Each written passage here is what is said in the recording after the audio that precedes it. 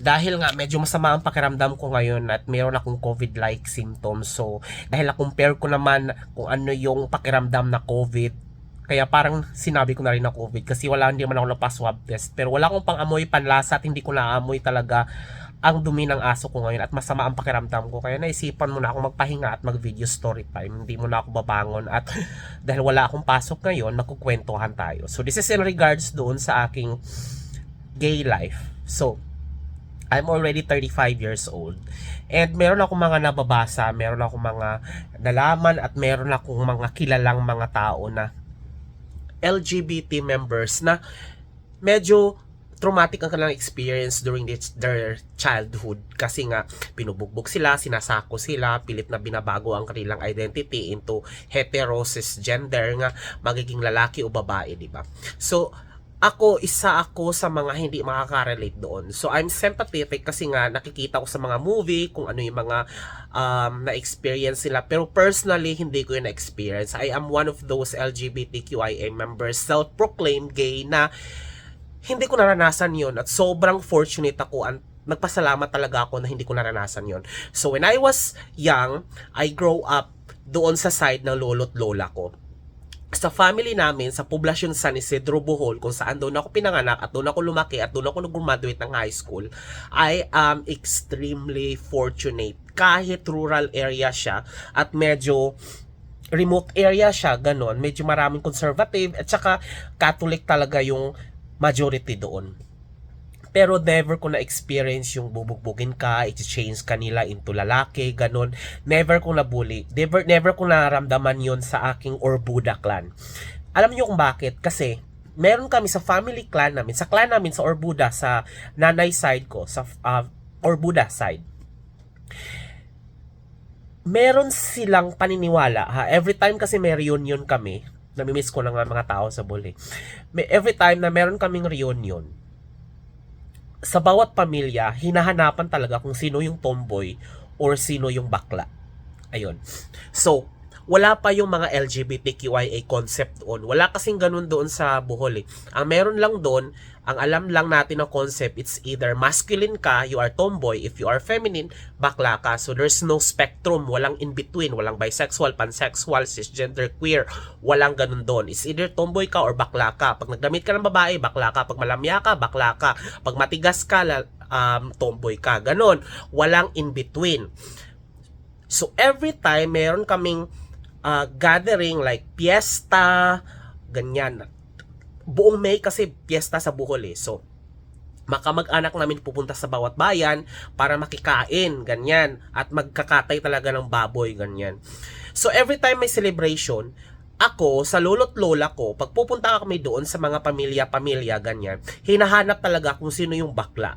Alam niyo kung bakit? Kasi, halimbawa, sa magkakapatid na mga anak ng lolo't lola ko na 5 babae, meron talaga silang lahat na tomboy or bakla. Pag wala kang bakla or tomboy, it's either madidisgrasyada ka or may mabubuntis na hindi papakasalan. So, ayaw naman nila ng ganon. So, mas pinipili na lang nila magkaroon ng bading or tomboy na anak kaysa magkaroon na disgrasyada. So, superstitious belief nila, historically, ganun ang nangyayari. It's either kung wala kang tomboy or bakla, may anak kang na buntis na hindi pinakasalan. Disgrasyada ang tawag na doon. So, parang disgrace kasi siya sa family. So, mas pipiliin nila na magkaroon ng bakla at tomboy. So, sa side ng lolo't lola ko, pareha silang babae. Mga babae silang mga kapatid, mga tita ko. Yung isa nila, pinakabunso, ginawa nilang tomboy. Ginawa nilang lalaki. So, ako yung pinakapanganay na apo nila, ginawa nila akong bakla. So, not literally na tinorture or ninorture yung utak nila kung gagawin na bakla. No. Grade 4 pa lang ako or grade 1, 2, 3 ganyan. Alam ko na sa sarili ko talaga na bakla ako. And I am very thankful kasi walang nagko-condemn. Hindi nila tinotolerate, hindi nila tinatanong. Pero alam nila kasi nga tanggap na sa aming clan kung merong LGBTQIA na members at hinahanap talaga kung sino. Kasi it's like gem. Yon. So very fortunate ako.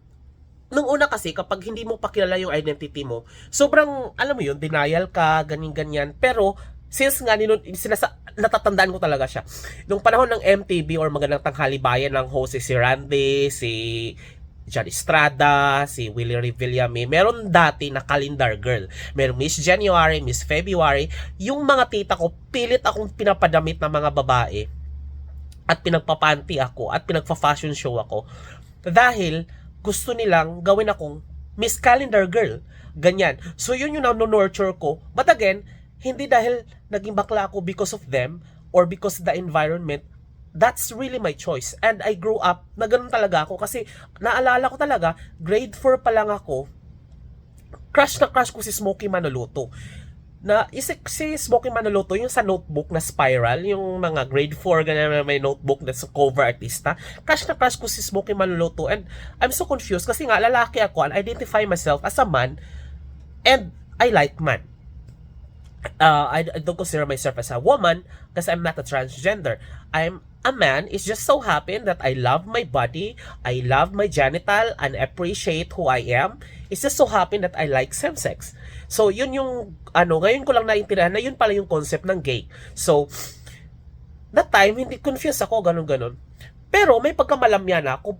But again, yung mga friends ko kasi doon, mga kababata ko sa barangay namin, alam nila na bakla ako. Tinutukso nila akong bakla, ganon. Pero, pinoprotektahan ako at pinaglalaban ako ng lolo't lola ko kasi nga, kinikare nila yung mga tumboy at bakla kasi it's a gem. Kaysa doon sa mabubuntis yung mga anak. Parang ganon, mayroong sumpang ganon daw. So, nakakatuwa lang kasi nga, naglalaro ako ng mga lastiko, naglalaro ako ng mga jolen, naglalaro ako ng mga gagamba, lahat ng mga panlalaki. But it's just so happy that I like men. Meron ko bata, gusto ko siya, na lalaki siya. Classmate na lalaki, gusto ko siya. But again, lalaki pa rin ako. Yun yung ko talaga. Hindi kasi gusto nila akong parang dadamitin ng babae. No, hindi ko talaga gusto magdamit ng babae at pinipilit nila akong magdamit ng calendar girl, ganyan, bikini. No.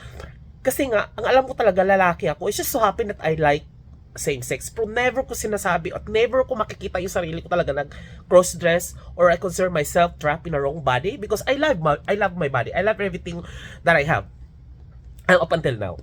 So yun lang naman ang share ko na siguro I'm one of those gays na very fortunate kasi nga I don't need to come out, I don't need to to be accepted sa family kasi alam ko na. Pero dahil nga alam kong psychologically medyo challenge ako kasi nga denial ako eh. So nung nag high school ako, medyo sinasabi ko talaga na talaga hindi ako bakla, parang gano'n. Meron akong gano'n. So there's still a coming out story kahit alam ko sa pamilya namin na medyo accepted and tolerated at hinahanap nila kung sino talaga ang bakla at never kong naranasan yung binubugbog dahil nga bakla ka. Never kong naranasan yan. Pero I still have a coming out story. So yung coming out story ko na yan, i-share ko na lang siya sa next video.